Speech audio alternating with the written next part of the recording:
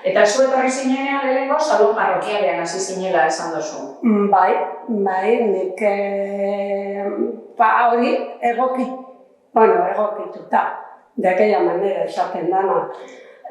Lekuak behar zirela eta okupatu zen salon parrokial horretatik zati bat, 3 pertsona, maestra eta maizu bat, ginen hor, eskola sakabanatuta zegoelako, sasoi horretan. Salon parrokialetik aparte beste eskola batzuk beba egozan, eta gero sortu zen eraikin barriaz. Hori da.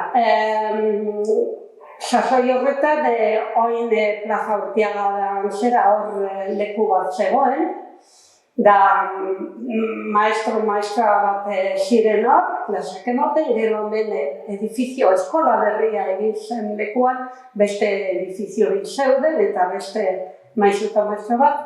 Eta gero monjatan, llegatu nintzenean, konbentuan zegoen patronatu moduan,